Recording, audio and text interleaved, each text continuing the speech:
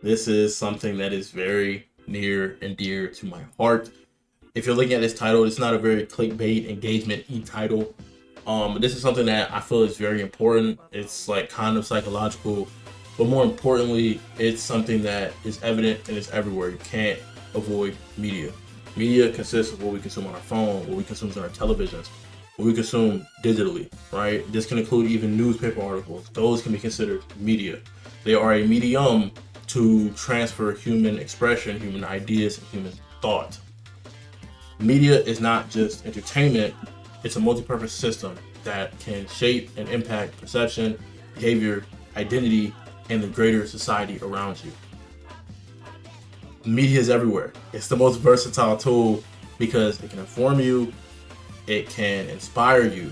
In entertainment, it distracts us. It in technology redefines what we know as a society, and also in its negative concepts and constraints with like news and things like that, it can also manipulate you. Misinformation is a real thing, especially with media becoming a more widespread, easy, accessible thing.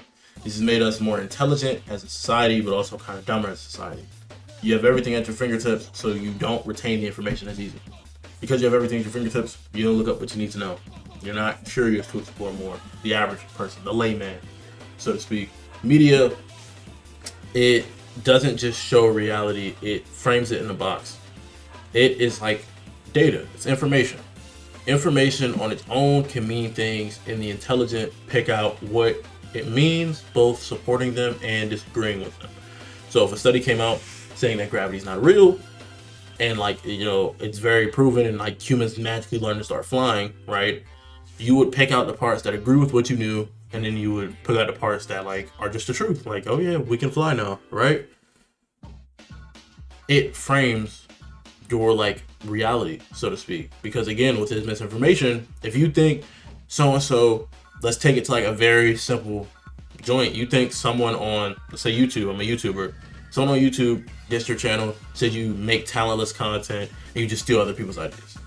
You think they said that, but they didn't say that. Someone made a fake video that blew up and it's not even the real person's channel. But you think they said it. Or like clip culture with Twitch and social media now. A streamer can say one thing, but a clipper will put a different title on the like clip, or won't even show the clip, but just put a picture of the celebrity and say like, one I saw recently, saw it on I think Threads. They were like, oh, Kai Cenat says he's made 800 million off Twitch. He has over 500 million stored away, and something like, oh, he's going to Vivette, and then he's gonna get into acting. He never said anything about his numbers. He did say Vivette is right now and acting is later. That's what he said. I say that to say media as like data is similar to data. So in this hypothetical, I'm comparing it to data. It controls how you interpret information. It controls how you interpret the data. If I see a statistic that whether it's wrong or right says this, I can either interpret it as the glass is half empty or the glass is half full. Oh, there's an 80% chance if you run into a monkey or chimpanzee, they rip your face off. True. You can interpret it that way and spin the narrative. Chimpanzees are mad aggressive. Or, oh yeah, this study showed that people who bother chimpanzees, this means if you stay away from these areas and treat them kindly, they're less likely to rip your face. And then take that and then take into account everyone has different perspectives, and you can spin that however you want. That is the media. It is a color spectrum of information being presented in a variety of ways, right? The same event can happen and have different headlines and different reactions. You can see a film with like cold cut, like think about Christopher Nolan and great filmmakers. Even I'm gonna use TV shows. Take The Flash, take The Arrow. Two shows, both by CW, both have similar writers. They don't have the same writers, but similar writers. Two completely different like vibes. Different cities, the way the buildings are laid, the colors on certain shots in the film. That's important. That tells you things. It gives you an emotion. It ties an emotion to what you're looking at, right? Media doesn't lie. It doesn't like deceive you. It can deceive you, but it selects what you see. It selects what emotions you feel more, and that selection is the power behind media. It is an identity builder. personally, for me, one of the greatest influences in my life, besides like mentors and things of that nature, is media. One of the first pieces of media I ever watched was Kung Fu Panda.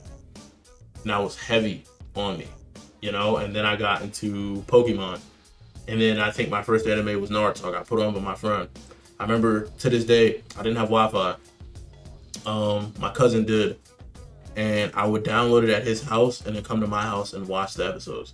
I remember it was late at night, my mom was cooking or she was cleaning the kitchen, and I just finished the Zabu's episode, and I ran into there and I was explaining to her in detail, like, no, mom, you don't understand how good this is. Like, this guy had Haku, who is another ninja, right? They're ninjas. They kill people. They do all of this for money, right? He had to kill all his classmates to become a shinobi, so he viewed shinobi as tools. Haku looks up to him because Haku was someone who had nothing, and Zabuza essentially gave them everything and became like their mentor, right? But Haku was being mistreated by Zabuza. Yet, as he was about to die, he picked up a kunai, arms like broken, picked up a kunai with his teeth, and just took care of the people. He had a change of heart. He looked to Naruto, he cried, man. He cried for Haku and said, kid, your words cut deeper than any blade. And that, to me, is one of those moments that cemented how deep media, anime, TV, comics, that is. It, to me, is like peak fiction, bro. I can see the different, like, interpretations of something. I appreciate art. I'm not going to call something trash unless subjectively it utterly is pretty mid, and I'll still highlight the benefits of it. There are things that aren't for you and things that are for you, right? I enjoy One Piece, I enjoy Naruto, I enjoy Bleach. They tell stories, they world build, they do all of that differently because they're inspired by different people. And in general, the relatability we have from it is they're written by people, so it has humanity in it. It has like feelings, emotions. It's a compelling story. It's relatable. Anime influences personality archetypes, right? So there's TV shows. That's why people be having like this main character personality syndrome, right? Gamers express themselves through like your PFP, the games you play, how you talk to people online. Streamers have their own pocket communities where like there are certain slangs that are mainly used. Media is a mirror and it's a blueprint where you can build something greater. Media is also a simulation. It's a safe space to experience unsafe things. One of my favorite anime is Sword Art Online, right? Some of my favorite anime is like Tokyo Ghoul, Attack on Titan. I've been watching anime for a long time, and I've watched plenty of old anime, like Rurouni Kenshin, Megalobox, Cowboy Bebop. That's one of my favorite. Cannon Busters. It's on Netflix a really, really long time ago. So it's like, in these shows, they're grim themes, bro. People die, people get hurt, people get manipulated, people get tricked. There's war. People die. There's emotional loss. Kakashi hooked Rin. I've seen it get ripped in half. And it's kind of a desensitization, especially what we see in the media with people highlighting negativity like wars and violence. It's important to know those things exist. But I think right now it's not balanced. We don't see the good as much as we see the bad. We see more of the bad. So we assume bad things happen. That's another reason people are afraid of AI and technology advancing, because technology is like leverage. As technology advances, what we can do advances. The more technology advances, the more good things we can do, the more bad things we can do. If you see more bad things, that leads to more bad people coming up because they get ideas, and then that means the world can be cooked. And in terms of AI, they might be like, yo, you made us optimize? Okay, humans are the problem, and no one could, right? But I say all that to say, media is like a funnel. Media is the way you can learn. Like, I recommend this as a psychological tool, as a learning tool. It's also entertaining. Some people watch it to just numb their brain, but if you're an intellectual, I genuinely watch anime and TV shows for the messages. To go back to what I was talking about earlier with the Arrow and the Flash, you learn about hope. You see people lose their mother in front of them. You see people like Oliver Queen have to pick between Shadow and Sarah Lance. And he picked Sarah Lance just because he was like kind of confused, like, I knew her longer, and then pop Shadow in front of him. And then he has to live with those consequences. Because a madman insinuates that he picked, he's the aiming the gun. That's treacherous. Look at Guts. Look at what he goes through in Berserk. That is treacherous. I remember reading a book I got from Barnes and Nobles because my nana She like wanted us to get books, and she wanted us to not get like like thin books, basically. So I found Fire Punch. It's like a manga, and the story, the premise is these are people who have regenerative abilities, and they're used kind of like livestock. They do a bunch of things. They like chop up wood. They do all extraneous tasks because they heal quickly. Basically, a dude comes in one day, packs up a dude's sister. His sister's a kid. These are children, right? The dude packs up his sister. He gets set on fire by the other guy's ability, but because he has regeneration and he has like enough like hatred and willpower, he is constantly on fire. Hence the name Fire Punch. He eventually finds the dude who packed up his sister and wants to end him, but that dude has dementia, so he doesn't even remember what he did to his sister. And this is where like you get this conflict and like this idea of revenge. It's a double-edged sword. There is power in revenge, not real power, but power in your mind where it's like, I got them back. Yeah, that was good. But revenge is a cycle. I get revenge on you, you're gonna want to get revenge for me getting on revenge. You will never see things exactly how I see them. You can understand my perspective, but if you're not willing to understand that two perspectives can exist, you will never see how I see it. So even if I get revenge on you once, you're gonna want to get revenge on me again. You can attack me and I can defend myself, but say I break your arm or something, or beat you up in front of your girlfriend, you're constantly gonna want to spin back. Even if you get locked up for stabbing someone, when you get out of prison, you're looking for me. You get what I'm saying? Revenge is a double-edged sword, and in this case, he wanted to slime the dude who took his sister from him, but he doesn't remember. So where's your satisfaction gonna come from? You're essentially just packing up an innocent man. When he realizes this, he sets him free. He doesn't do that.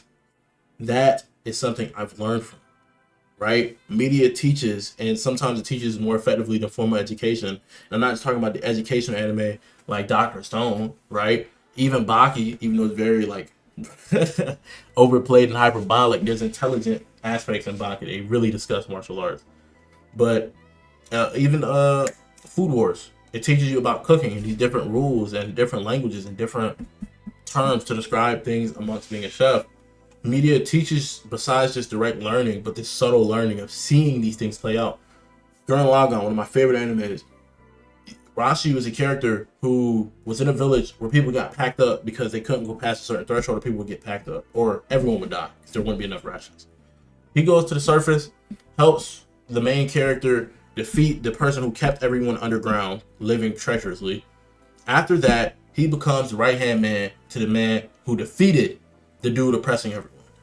And then he decides that the methods that the main character takes aren't good enough. Gumption and grit and all these human expressions aren't good enough. He wants everything as data.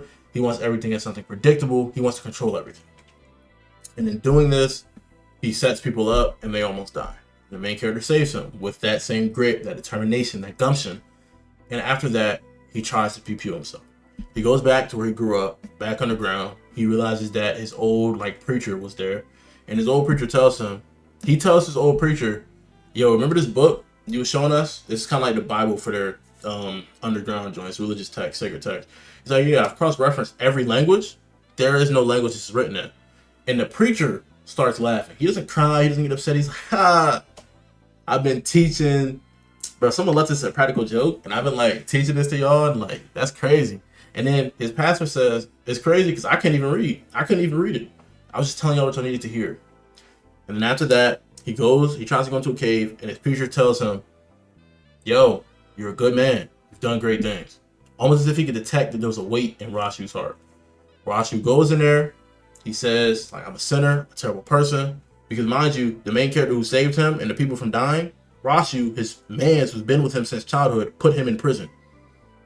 Rashu strapped a woman that they both know and they both care about to bombs and said, I'm putting this next to you because if you go off in a blaze of glory to try to save everyone, you won't be able to go to prison. I want you in prison. So after all of this and being saved by that same man, he tries to pew himself. And that same man tells him what a wise man told him when he was a kid. Let me see you grit those teeth.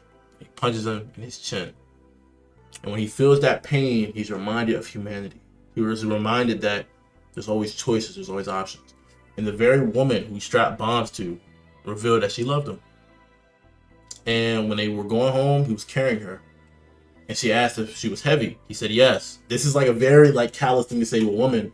But he then says, I need to feel the weight of a human soul. Because he realized that he was losing his humanity in doing what he was doing. That teaches you something. That shit means something. And in the community, people hate Rasu because he's a bitch, deservedly so. But him being a bitch is a part of his character. It needed to happen. You get what I'm saying? So you learn a lot of things, whether like direct things, like very niche things, like about anime from YouTube, or life things and problem solving things from anime, from gaming. Like you can learn about investing. I used to play Fable 3. I used to invest in the market and buy houses so I could become like a millionaire in game. You feel me? Media is powerful. It can be used to manipulate. It can be used to impact. It can be used to make stronger. It's also a cultural bridge. It can divide cultures, but more importantly, it's a cultural bridge. Bad Bunny performed at the Super Bowl. I had no beef with that. Puerto Rico is a part of America. A lot of people did not know that. They're a U.S. territory. Not to mention, U.S. culture is practically everywhere. It's the same way African-American culture is everywhere. People who are African-American believe they don't have culture because our culture is everywhere. Certain slang words and AAV words, they like were born from places like Atlanta, places like Mississippi, places like Georgia, etc. Our culture is everywhere. But because it's everywhere, it's like a fish in the sea. They see the sea the same way we see the air. You get what I'm saying? You don't see it. In the same way, people let media divide and make it so they don't see the fact that Puerto Rico is U.S. territory.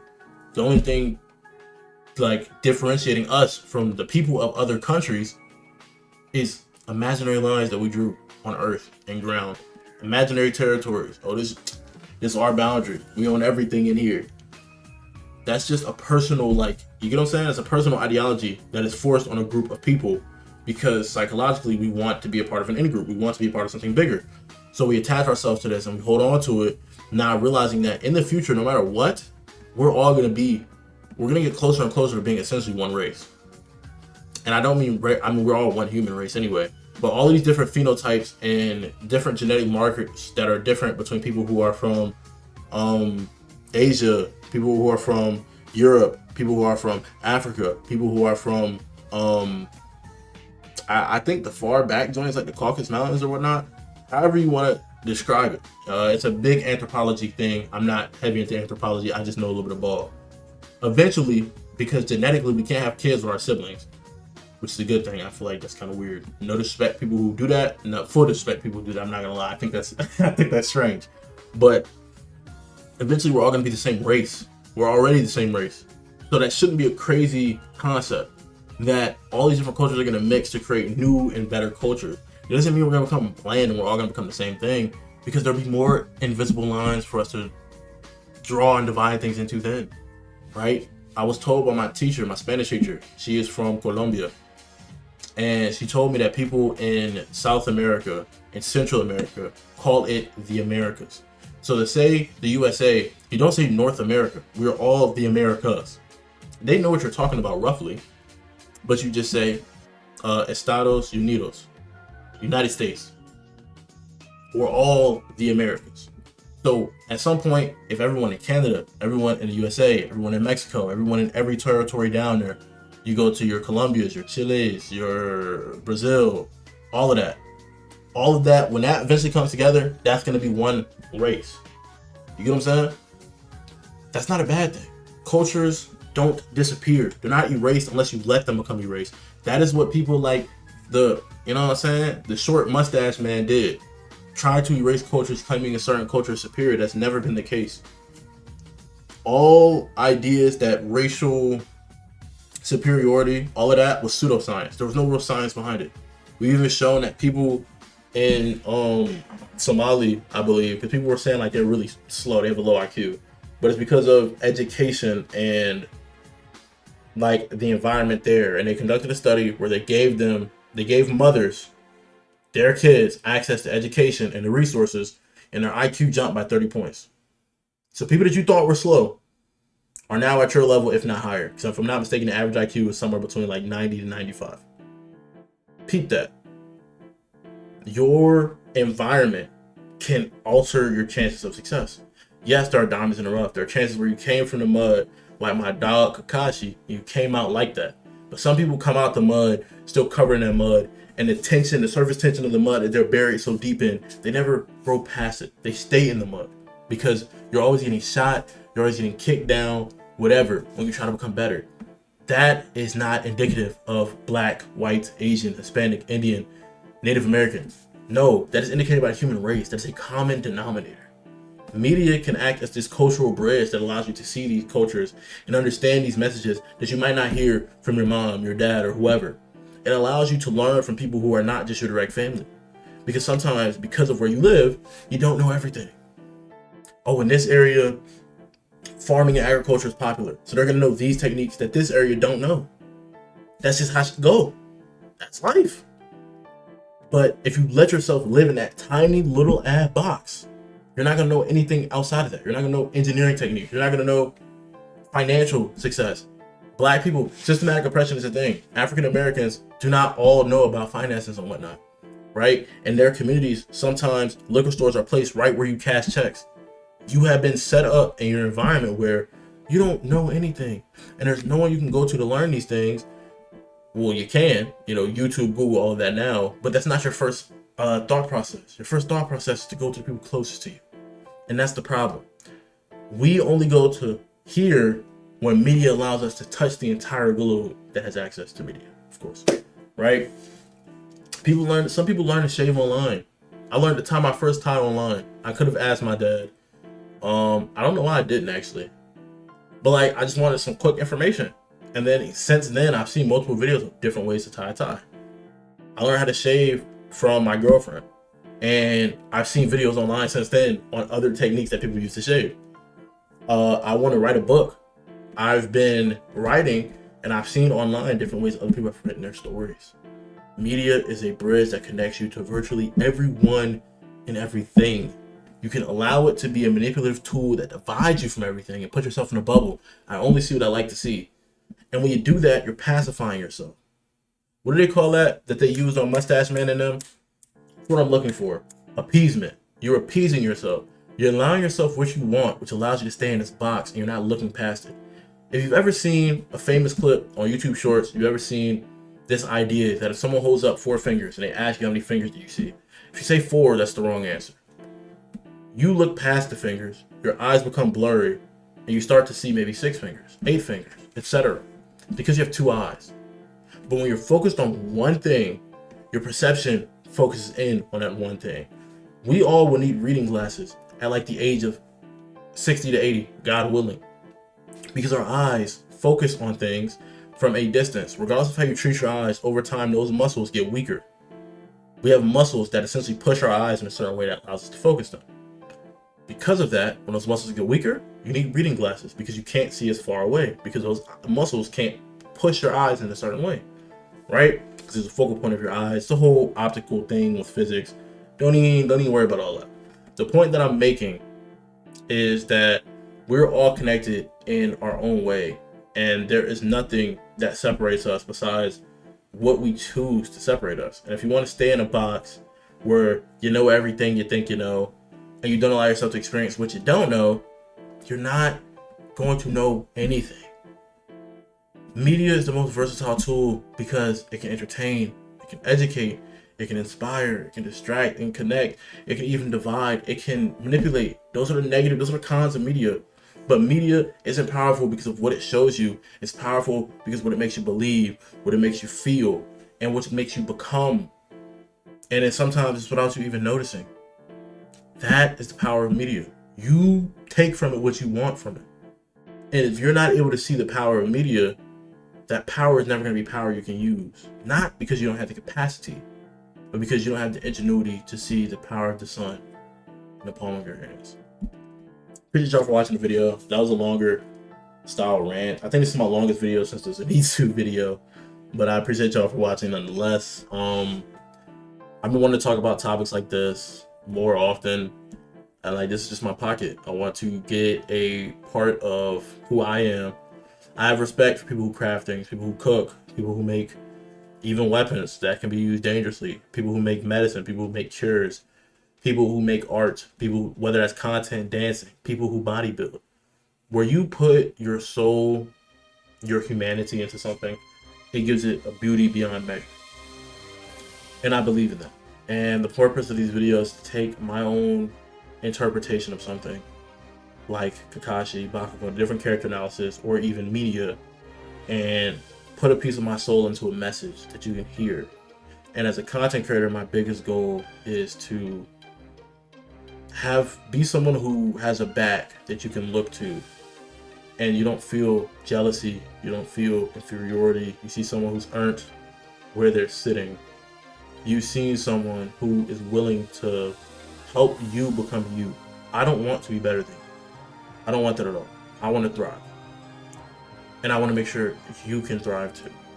That is why I make my content. That is my mission statement. That's why I do what I do. So if you enjoyed this video, subscribe down below for more videos like this. You can comment down below if you agree or disagree with me. I promise I'm not an aggressive person. I respond to every comment I get, and I've not yet ever lost it on someone. But I appreciate you for watching, genuinely. Not just you as a broader audience, but you, the person watching right now. The person behind you too, that's watching on a different device. Maybe your family that you've watched this video with. We don't know where things go with the internet. This could be a flop that gets 0 views, or this could be a video that gets 100,000 views. It can be a video in time where a shift happened that gets 1 million views. There's a time where people were bullied for watching anime, and now anime is everywhere. There's a time where the way African Americans were dressed that street style influenced K-pop. That influence of streetwear influenced other things, right? There was a time where Elvis took music from a black woman and he became the king of rock, right? I don't say that to say black people are also great. I think everyone is equal, right? We all have the ability to import our human soul into something while maintaining our humanity. And that's powerful. We all have the ability to create, we have the ability to give life, whether that's actual life or something else. I say all that to just simply say we don't know where this video is going to go. We don't know how society is going to change, when the next great shift is going to be. I don't post this video in anticipation of that. I don't post this video for love and attention. I post a video because you can post a video. You can give a message. And it's a message that I want people to hear. Whether it's you, whether it's the you who didn't click on this video and scrolled, whether it's the you who wanted a long video to eat, or I said to eat, a long video to watch while you eat, etc. Whether this video is used in a lecture on some campus somewhere far off into the future, that's not for me to decide or for me to predict. This video is for me. And this video is for my legacy. This video is for whatever it can be used for you. And I appreciate you for watching. Genuinely, make sure you stay happy, healthy, and hydrated. As always, time to catch me next. It's your boy Sly, sliding out.